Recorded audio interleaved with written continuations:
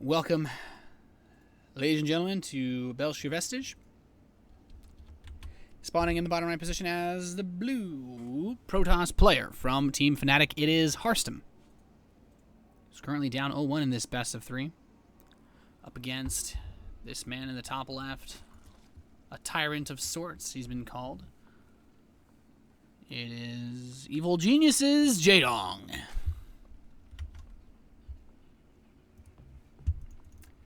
So, Jaedong, pretty good player. Was not able to actually stop.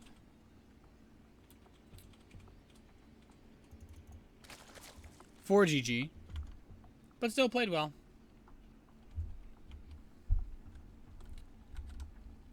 So, let's see what Harstem does this game. I want to know what Harstem does in a situation like this, where there's, I mean, his tournament life is on the line. If he loses this game, he's out. And if Jaedong wins, he's happy. So, spawning pool's on the way for Jaedong. He's not taking any chances. 15 supply hatch. He saw that cannon rush that Harstem did on this map. And the drone is here for Jaedong, ready to take the natural expansion. Just checking. He's making sure. He's like, yeah, let's just check that list twice. Nexus first for Harstem. Once again. Sending the probe up to the top right, though. He's taking a more cheeky route. Might even go... I think this is going to be, like, the... What is this? I think... Is it called the SOS cannon rush, where you build the forge in your main base after going Nexus first, and then you still cannon rush? Like, that is the most... That's, like, one of the most meta-level cannon rushes there is. Because the Zerg player sees the Nexus, and he's like, oh, okay, Nexus first. You know, no big deal. He wants the probe to be seen by the hatchery. He wants the hatchery to see the probe. He went very close to it. So Jaedong knows he's there. And now Jaedong sees. But no actual cannon rush is coming. So that's okay. Cause the drone to get pulled down and check. And this probe is just patrolling.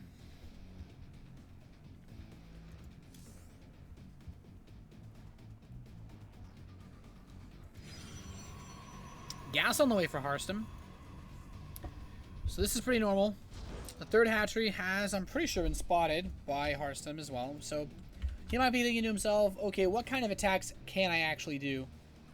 Jaedong trying to get that Zergling on top of the probe. He does get 2 hits on it, which is nice. He's running it for his life, but it seems like the Zerglings actually fell behind in that race. In a race against something faster than them. But Cybernetics core is coming in. And Jaedong, he has the whole world in front of him. He's got his whole life ahead of him.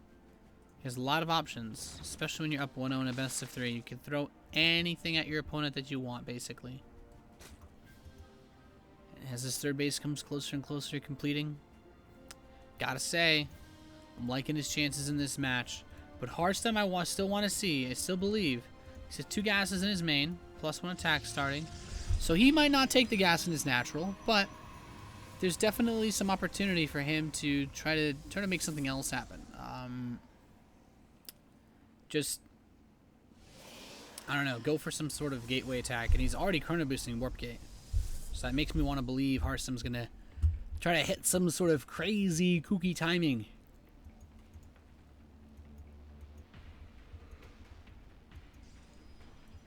And it's going to be a Twilight Council. So he's going to get a very fast +2.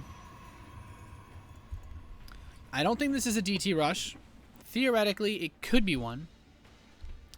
But I think that you get a fast +2 attack with this, and then you just go Blink Stalkers. Just like a little bit more old school.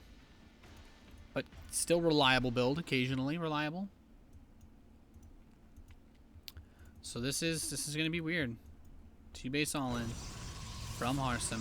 It is a Dark Shrine. Okay. I still want him to get +2. This is weird. Is he going DTs to... I think he might just be going Dark Templar to check. Like, this seems... Oh, wow. Yeah, he's going to go 7-gate DT. This Overlord should see all these gateways. I don't know if he'll see the Dark Shrine. But even if he doesn't see the Dark Shrine, he's just going to be like, what the is happening? And he does see the Dark Shrine, so he should get some spores up. The lair's immediately started. He's got a spine. No spores, though. Maybe he didn't realize the... Okay, maybe he saw the health of the Dark Shrine and he figured he has a little bit more time. Not 100% sure. It's also important to take into consideration the fact that there's no pylons on the map. So probe is going with this stalker. He's sending another probe to the left. My assumption is he wants to get some in with the DTs and then the other rest in with just like a huge gateway attack. And that's what he's going to be trying to do. The warp gates are all ready, all 7 of them. Now it's time. Some Zerglings taking fire, doing what they can. And Burrow's very close to completing. More Zealots being warped in, 5 of them in fact. 10 Zerglings. And here comes that Protoss army. Harstem needs to make something happen right now. There's a lot of roaches prepared though. Taking some losses. Probe killed. And whoop. Roaches. There's a lot of roaches, and he's got Burrow, so he can heal up. With no robotics facility, it's very difficult to deal with burrowed roaches, simply because you obviously can't see him. He's walked his army on top of the roaches. Not good. Taking some losses, and the DT makes its way into the 3rd base. He's got one headed towards the natural as well. This is Harstem's ace in the hole, because this Stalker Zealot Force is not having much luck with the roaches. And as I say that, he lost the pylon, but where'd the DT and the natural go? Yeah, this one's still killing in the main. The one in the 3rd base has been taken care of, but Harstem's getting actually a pretty reasonable number of drone kills with this. Another DT in the natural. DTs everywhere is what it seems to be. So Harstem's actually killed 21 drones. This is actually really nice. You could try to continue just mass warp in, but there's a huge amount of lings and roaches headed his way.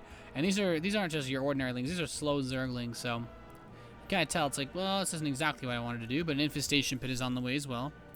So you could just maybe go for some level of, oh, I don't know, just big attack. Jaedong needs to make up his mind. He's keeping his Zerglings at home. Another Zealot being sent to attack. Another Dark Templar towards the 3rd base being sent to attack. Harstem is doing everything in his power to keep this match going. And he's getting more drone kills. He's actually killing off lots of drones of Jaedong. Buying himself time, being distracting. And Jaedong wants to kill this 3rd base. I think he should be able to force a cancel without much trouble. He got the Twilight, but he's just now starting Blink and the +2. Defensive Dark Templar warped in, pretty nice, but that will die very quickly. And he immediately burrows everything. Just kind of adorable. So, looking at anything else that's going on here, the robotics facility is just churning out these immortals. He's already got 1. My assumption is he just goes for 2 or 3 like last game, just attacks. 2 being the optimal number. But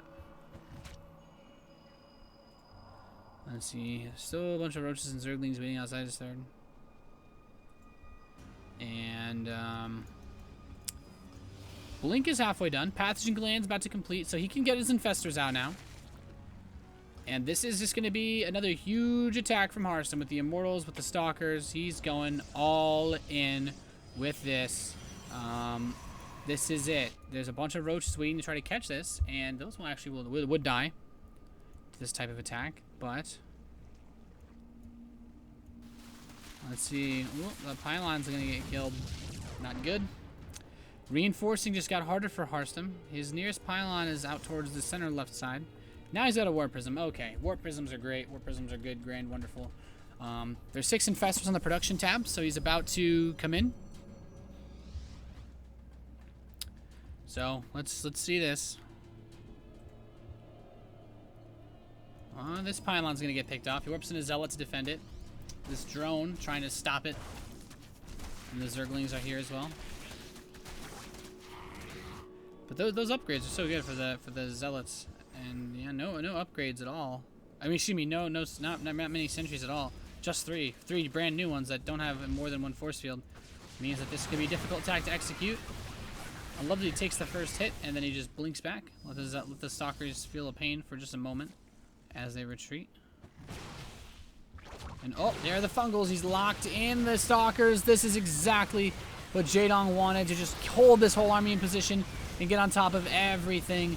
He cannot escape. He cannot move. He cannot run or hide. GG Jaedong takes game number 2.